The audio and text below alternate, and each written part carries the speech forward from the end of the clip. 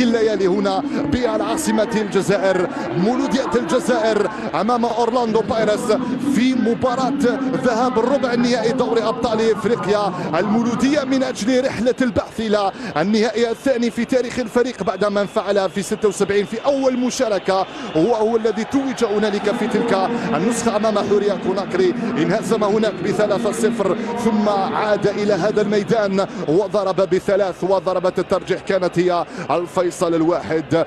خالد بن يحيى وتركيز خالد بن يحيى، يريد الإطاحة خالد بن يحيى، يريد الفوز في آتية، يلعب الكرة داخل منطقة الجزاء من البداية بدون مقدمات بدون عروض كروية. بانغورا يدخل في صلب الموضوع برأسية لكنها جنبت القائم الأيمن للحارس تيتشين سيفو، راحت مباشر بملعوبة داخل منطقة الجزاء وخروج تيتشين من هناك. سيفو والمرتدة السريعة من هناك لموفو كينغ. موفو كينغ يتريث من امام بالخماسه، يقطع له الكره والصافره والخطا يقول حكم المواجهه لمصلحه موفو كينغ ولمصلحه عناصر اورلاندو بعد التدخل الاخير الذي كان من ايوب غزاله في التاريخيه. كره من هناك لكيبري زينون جونيور، اللاعب الايفواري كيبري من امام اللاعب هوتو كيبري، وهوتو كيبري يتفوق 4 مشاركات باسمها القديم كأس افريقيا للانديه البطله، و5 مشاركات باسمها الجديد دوري ابطال افريقيا. وتبقى افيا للعربي مرفوعه سريعه من هناك لزكريا، هاي كره هاي صعبه هاي خطيره لكنها راحت سهله مباشره للحارس في الميدان. ارتدت وعادت استرجعت من خليف طويله ناحيه بانغورا، لم تمرت الكره، ارتدت من هناك من العربي تاتي، الامور ليست بالسهله. الكره الاخيره جاءت من هناك من العربي ناحيه زكريا الذي لم يحسن استغلال ذاريا خليف من ارتكاب هذه الاخطاء خاصة في الخطوط الخلفية لنادي مولودية الجزائر. فان روين يلعب طويلة أمامية كان بالإمكان التقدم، يلعب لزكريا نيجي والتدخل والخطأ يقول حكم المواجهة لمصلحة زكريا نيجي ولمصلحة عناصر نادي مولودية الجزائر. هاي الكرة المحاولة من الخلفية حتى تتضح المساحات، لذلك لا يجب العودة للخلف ولذلك يجب الضغط على حامل الكرة في منطقته. وكينج فئة الكرة كان هنالك دفع محمود علي اسماعيل السوداني لمصلحة عناصر الخط الخلفي او من الخلف على لاعب نادي مولودية الجزائر. لعبت بشكل سريع لبوراس الصراع والكرة مباشرة في رضا حليمية ملعوبة داخل منطقة الجزاء لكن راحت سهلة مباشرة بين احضان الحارس تيتشين سيفو. مبدأ الامان والاطمئنان في الكرة الاخيرة. يتسرعوا كثير عناصر المولودية في الكرة الثابتة، 3 ركنيات لم نستغل ولا واحدة. كيبري لبوراس، هذه صعبة هذه خطيرة للمولودية. كيبري يتريث كيبري امام تجمع عدد كبير من لاعبي اورلاندو. خليف بالراس في المتابعة دراميني كابيلو، التغطية والابعاد. زكي مازال ملعوبة داخل منطقة الجزاء والكرة طالت راحت خرجت مباشرة الى ضربة مرمى لي مصلحة تيتشين سيفو ولمصلحة عناصر أورلاندو بايرتس في المحاولة الأخيرة. كما نشاهد على الصورة سوء التفاهم بينما زكريا نيجي وبوراس. الكرة طالت راحت سالمة، الكرة سريعة من هناك لبانغورا صعبة وخطيرة.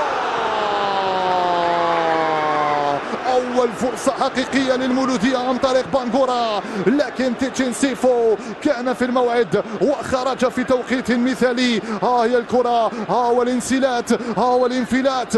رضا لبانغورا ضاعت وعادت واسترجعت من هناك لمصلحة عناصر نادي مولودية الجزائر. ما زالت لبن خماسة لكيبري يبحث عن مرور تفتك استرجعت لأورلاندو في منتصف الميدان لماكاجوبا في الخط الخلفي، تفتك من هناك من خليف. رضا ملعوبة داخل منطقة الجزاء على مستوى القائمة الثانية. زكريا نيجي رأسيتك لم تكن بالشكل اللازم، أخطأت الطريق وأخطأت المسار. جات كرة جات من رضا حليمية ورأسية من زكريا نيجي مرت بسلام على الحارس تيتشين سيفو وتحولت مباشرة إلى ضربة مرمى في خراجة الكرة لكن لعبت من هناك لموكازي. موكازي يبحث عن التقدم، حذاري من هذه الكرات، حذاري يا غزالة. غزالة والواجبات لزكريا نيجي على طرف الايسر. زكريا يبحث عن المرور، زكريا من امام هو الصراع الاخير. زوكيوا مباشرة الى ضربة مرمى لتيتشين مباشرة لأيوب عبد اللوي، التهديد والتسديد والكرة جانبية مباشرة الى ضربة مرمى لتيتشين سيفو ولمصلحة عناصر اورلاندو. التسديدة الأخيرة كانت من الكابيتانو أيوب عبد اللوي من مسافة بعيدة. زينون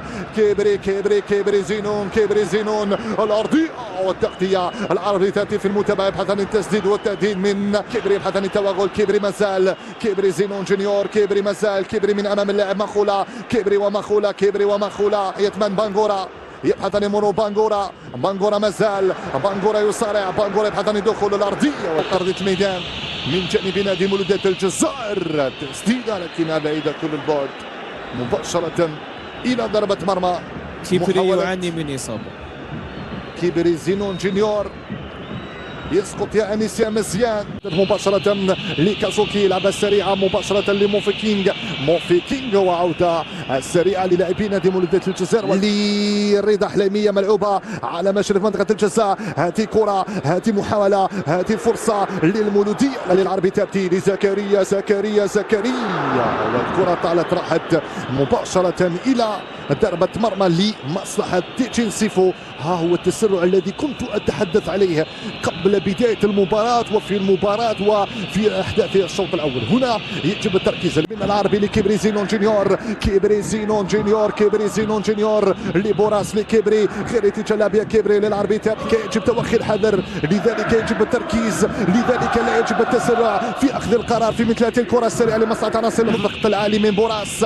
حذر من هذه الكرات يا موفوكينغ، يمر بالكرة، يمر لكن هاي كرة، هاي صعبة، هاي خطيرة للتسديد والكرة طالت راحت مباشرة إلى ضربة مرمى لمصلحة تيتشين سيفو ولمصلحة عناصر نادي أورلاندو بايرتس.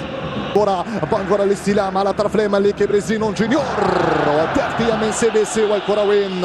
الكرة إلى ضربة مرمى يقول حكم المواجهة كيبري. المولودية الكرة ملعوبة داخل منطقة الجزاء والرأسية مجددا طالت راحت إلى ضربة مرمى لتيتشين سيفو ولمصلحة عناصر النادي أورلاندو بعد الرأسية والمحاولة أخرى لبانغورا. زكريا يضغط يستجعد الكرة لخليف، هاي كرة لمصلحة المولودية، هاي فرصة من هناك لبوراس الأحمر والأخضر، هذه كرة من بانغورا، التهديد والتسديد.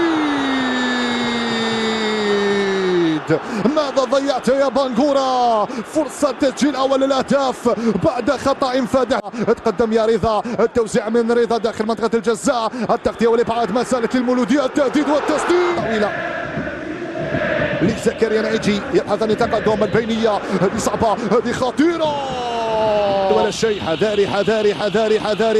حذاري وأول الأهداف، أول أهداف هذه المباراة لمصلحة ناكوتا. وقلت حذرت سابقا على هذا اللاعب.